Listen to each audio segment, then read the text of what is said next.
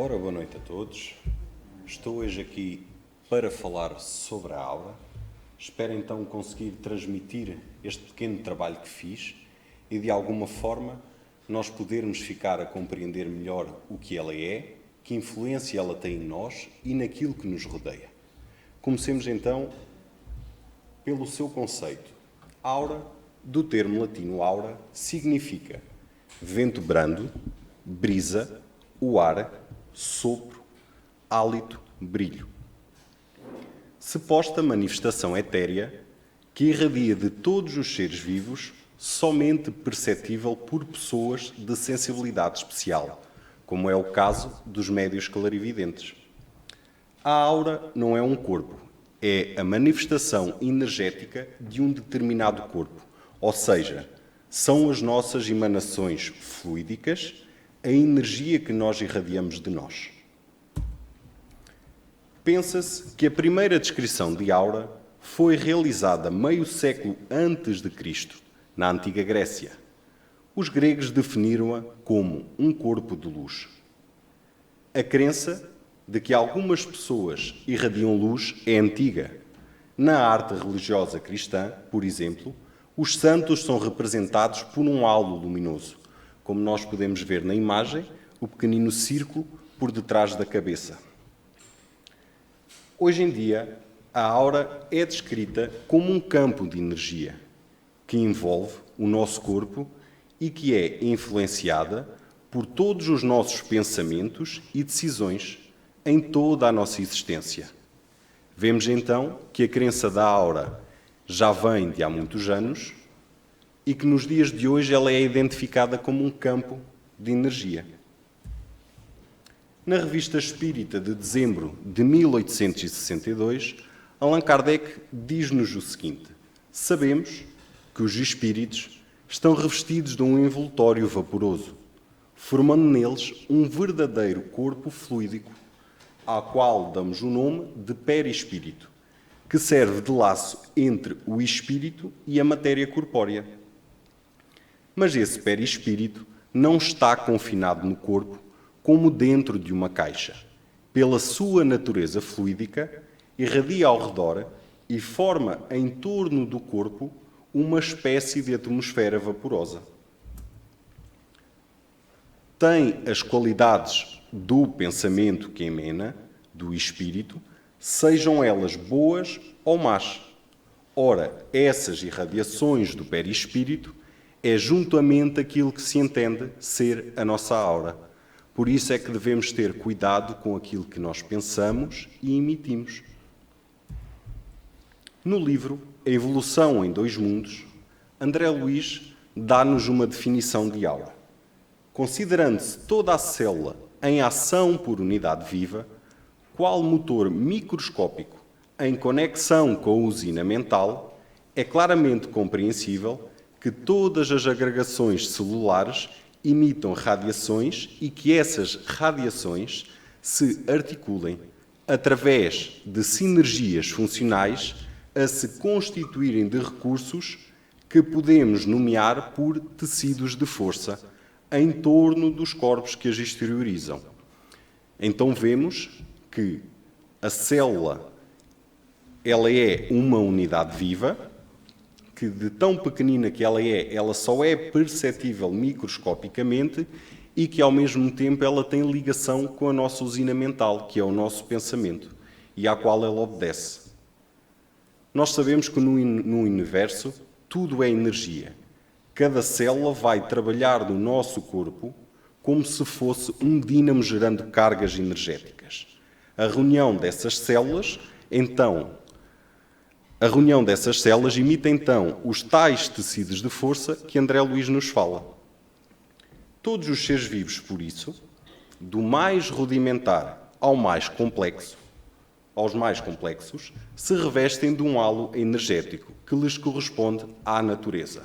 Ou seja, cada ser vivo tem um halo ou uma aura correspondente à sua natureza particular. No homem, contudo semelhante projeção, surge profundamente enriquecida e modificada pelos fatores do pensamento contínuo e nas reentrâncias e ligações súteis dessa túnica eletromagnética de que o homem se entraja, circula o pensamento colorindo-a com vibrações e imagens de que se constitui. Fazemos só aqui um ponto para realçar que essa túnica eletromagnética é a nossa aura e podemos exemplificá-la como se tivéssemos uma roupa vestida. Ela é sobreposta camada a camada ao nosso redor, como nós tivéssemos o corpo, uma t-shirt, uma camisola, um casaco. A nossa aura, ela se sobrepõe assim, em várias camadas. Mas mais à frente vamos ver um pequeno vídeo onde isso está mais exemplificado. Aí temos, nessa conjugação de forças físico-químicas e mentais, a aura humana, peculiar a cada indivíduo, interpenetrando-o ao mesmo tempo que parece emergir dele a maneira de um campo ovoide. André Luiz transmite-nos assim que a aura ela tem mais ou menos um formato de um ovo, como nós podemos verificar na imagem, mas que também nem sempre ela tem esse formato, pois ela pode ter variações e nela plasmar telas vivas do nosso pensamento. Sendo um espelho sensível em que todos os estados de alma se estampam, com sinais característicos e em que todas as ideias se evidenciam, segundo a onda mental que emitimos, retratando-nos todos os pensamentos em cores, imagens, que nos respondem aos objetivos e escolhas enobrecedoras ou deprimentes. Desta forma, vemos que a nossa aura muda de cor e fica com variações de acordo com aquilo que nós pensamos, com os nossos desejos, com os nossos sentimentos. Vamos agora visualizar então o pequenino vídeo que demonstra como se compõe essa aura.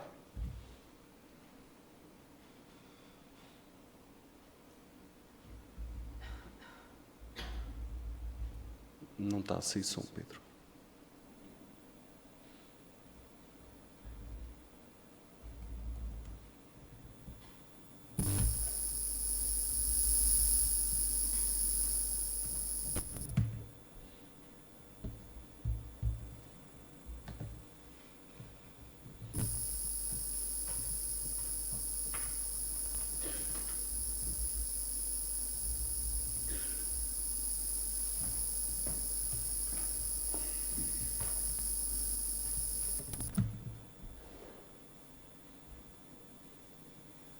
Não sei se...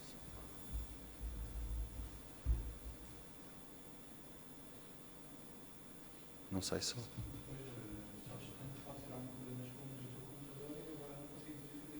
Mas eu tirando o cabo sai o som aqui? Ok. Ok.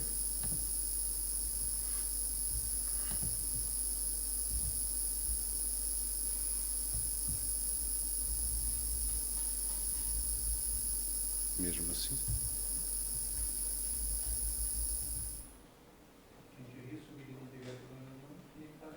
Mas não sai som. Não, o vídeo tem som. Agora aqui é que não sai. Mas pronto, como nós podemos ver então no vídeo, ele está-nos a demonstrar então essas camadas que ele tem.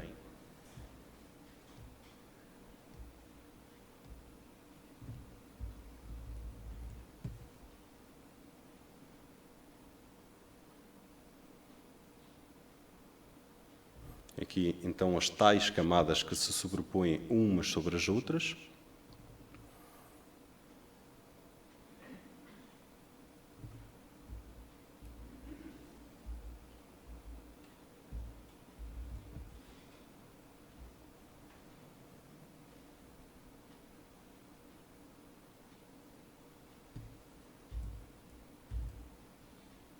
Mas pronto, há aqui algum problema que não consigo passar o vídeo, mas continuando.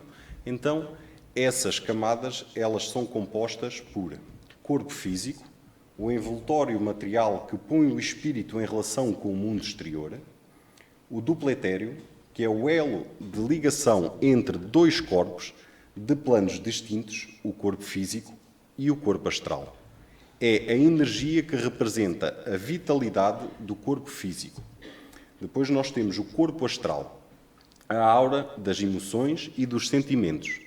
Devemos considerá-la como um espelho das paixões de um indivíduo, pois fornece o reflexo exato do ser.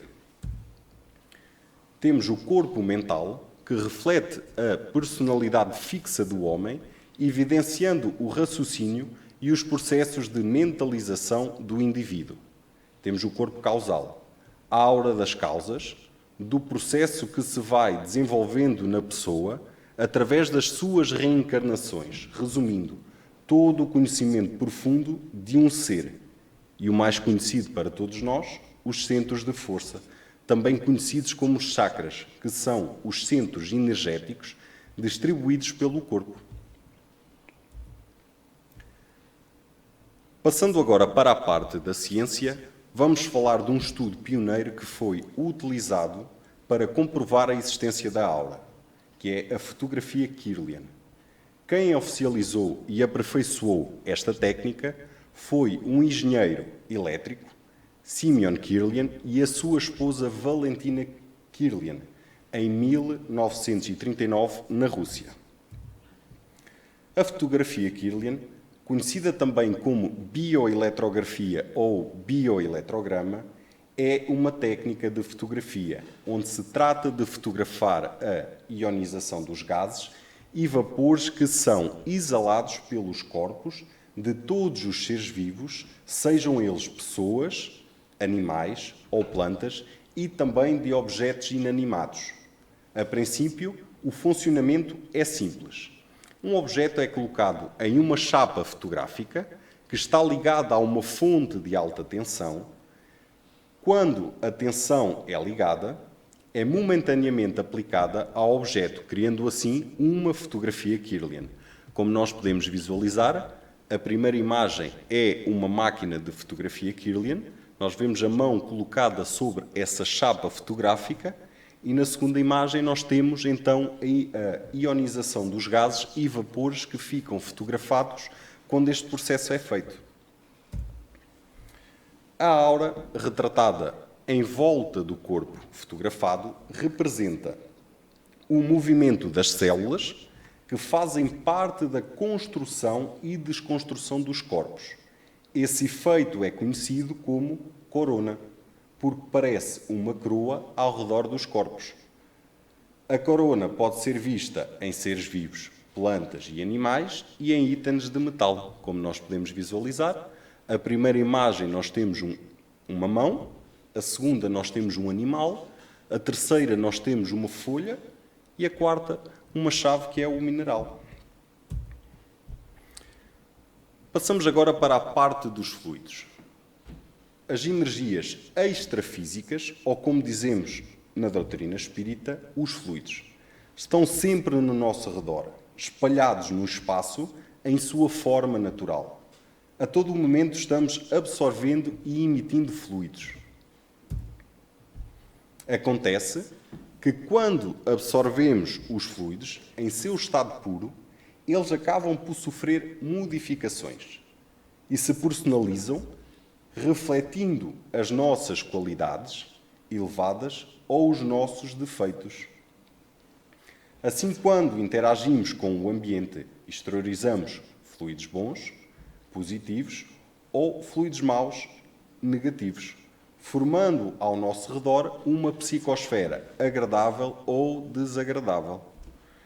Nós próprios, através do que pensamos e sentimos, criamos ao nosso redor as energias densas ou súteis, que vai influenciar o espaço onde nos encontramos e quem está junto de nós, assim como a psicosfera do planeta Terra, que reflete a projeção do pensamento coletivo de todos nós. Agora nós imaginemos quando formos capazes de transmitir só amor. Como é que vai ser a psicosfera do nosso planeta Terra? Vai ser um lugar mais tranquilo, mais harmonioso. Mas é preciso que nós todos façamos uma reforma, né? Mudemos os nossos comportamentos, a nossa maneira de estar. É por essa atmosfera fluídica, pessoal, que um espírito, seja ele encarnado ou desencarnado, é identificado e reconhecido como um ser evoluído espiritualmente ou ainda no estado de inferioridade moral. Os fluidos, assim como as pessoas, se atraem por afinidade e exercem uns sobre os outros uma maior ou menor poder de repulsão ou de interação. E como é que nós podemos distinguir esses fluidos? Podemos classificá-los em dois tipos. Os bons fluidos são os fluidos que nos transmitem sensações agradáveis de tranquilidade e serenidade.